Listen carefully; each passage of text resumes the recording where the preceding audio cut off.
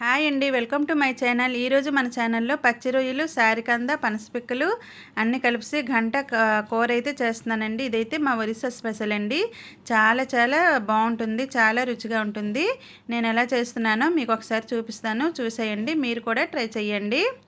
ఇప్పుడు ఈ కూర కోసం మనం వంకాయలను ఇలా కట్ చేసుకోవాలి. ఇంకా పనసపిక్కలు అయితే ఇప్పుడు సీజన్ కదా, దొరుకుతాయి మనకి. ఎలాగ తింటాము, పనసపిక్కలను రెడీ చేసుకోవాలి. ఇప్పుడు ఉల్లిపాయ ముక్కలు, టమాటాలు, ఇంకా బంగాళదుంపలు, ఇలా పచ్చి రొయ్యలు శుభ్రంగా క్లీన్ చేసుకొని పెట్టుకోవాలి. ఇంకా సారికంద చూసారా, ఇలా ముక్కలుగా కట్ చేసుకొని ఇవన్నీ మనం రెడీ చేసి పెట్టుకోవాలండి. దీన్ని గంట కూర అంటామండి. పచ్చి రొయ్యలతో చాలా చాలా టేస్ట్గా ఉంటుంది, సూపర్గా ఉంటుంది. ఇప్పుడు ఇది ఎలా తయారు చేయాలో మీకు చూపిస్తాను పదండి. ఇప్పుడు మనం పొయ్యి మీద కుక్కర్ని పెట్టుకోవాలండి. ఇప్పుడు ఇందులో కొద్దిగా ఆయిల్ వేసుకోవాలి. ఆయిల్ కొద్దిగా హీట్ అయ్యాక ఇందులో ఫస్ట్గా మనం ఉల్లిపాయ ముక్కలను వేసుకోవాలి. ఉల్లిపాయ ముక్కలు కొద్దిగా ఎక్కువగానే పడతాయండి. నేను ఎక్కువగా కట్ చేశాను. ఇంకొక కూర కూడా ఆ రోజు ఉన్నది, అందుకే కాస్త వేసి కాస్త ఇంకా పక్కన పెట్టేశాను. ఇప్పుడు ఈ ఉల్లిపాయ ముక్కల్ని మనం బ్రౌన్ కలర్ వచ్చే వరకు వేయించుకోవాలండి. చక్కగా ఉల్లిపాయ ముక్కలు మనకి బాగా వేగితేనే మనకి ఈ కర్రీ అనేది చాలా టేస్ట్గా వస్తుంది, చాలా బాగుంటుంది. చూసారు కదా, ఇలా మనం కలుపుతూ ఉంటే ఉల్లిపాయ ముక్కలు అనేవి చక్కగా వేగిపోతాయి.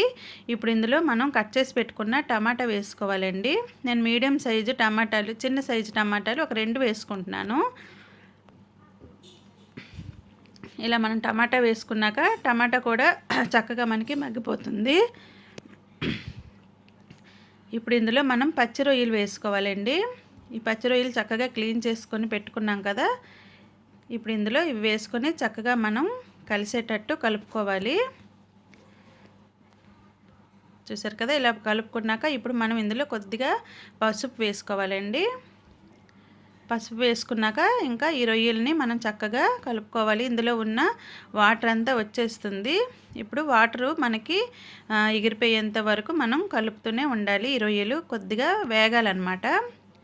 వేగితే మనకి కర్రీ బాగుంటుంది. ఇప్పుడు చూసారా, చక్కగా మనకి వేగిపోయాయి.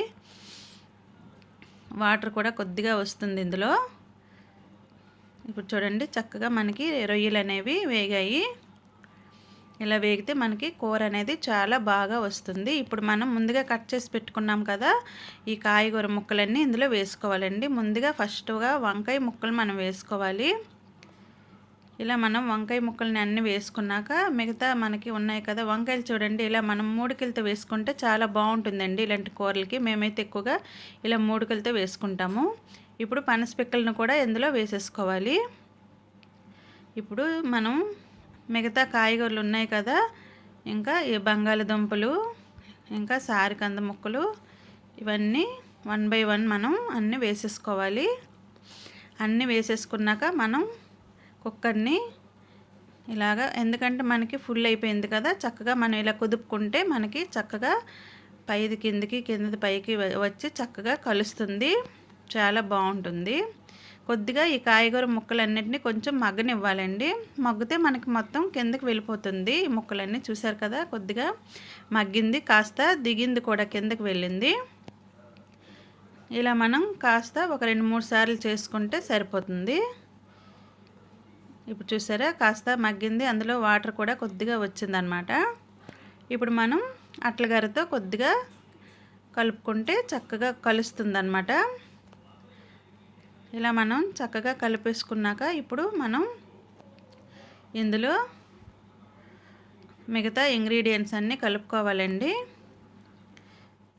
ఇప్పుడు చూడండి, ఇంకా కాస్త కిందకైతే వెళ్ళాయి ముక్కలు అనేవి. ఇలా కాస్త ఈ కాయగూర ముక్కలు అనేవి కాస్త మగ్గుతేనే బాగుంటుంది.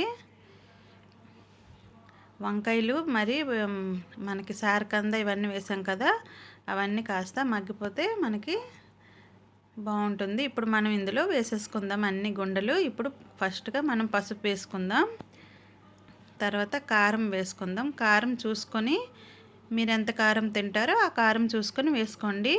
మేమైతే కొద్ది కారం ఎక్కువగానే వేస్తాము, ఎందుకంటే నాన్ వెజ్ కూరల్లో కొద్దిగా కారం పడుతుందండి. ఇంకా ఇందులో చికెన్ మసాలా వేసుకోవాలి, అది మీ చాయిస్. అది మీరు గరం మసాలా వేసుకున్నా బాగుంటుంది. మాదైతే గరం మసాలా అయిపోయింది, ఇప్పుడు చికెన్ మసాలా కొద్దిగా వాడుతున్నాను. ఇప్పుడు ఇందులో రుచికి తగ్గట్టుగా మనం సాల్ట్ వేసుకోవాలండి. సాల్ట్ తర్వాత మళ్ళీ చూసుకుంటూ వేసుకుంటే సరిపోతుంది. ఇప్పుడు ఇది వేసుకున్నాక ఇది మనం చక్కగా కలుపుకోవాలండి.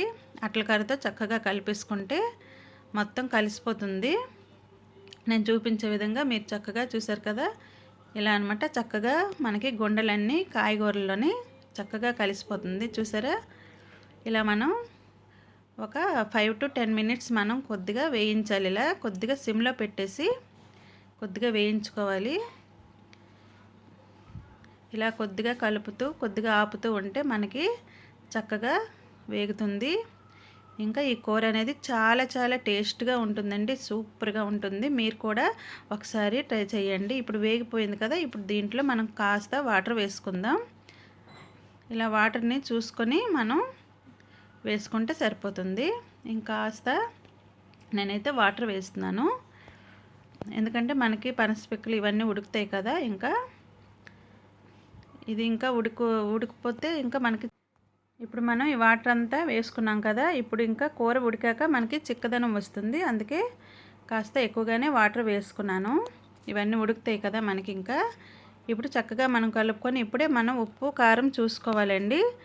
చూసుకున్నాక చాలకపోతే అప్పుడు కొద్దిగా వేసుకోవచ్చు. ఇప్పుడు మనం మూత పెట్టేసి ఇప్పుడు ఒక 3 విజిల్స్ అయితే రానివ్వాలి. ఇప్పుడైతే 3 విజిల్స్ అయితే వచ్చాయి. ఇప్పుడైతే నేను కూర చూడండి ఎలా ఉందో చూపిస్తున్నాను.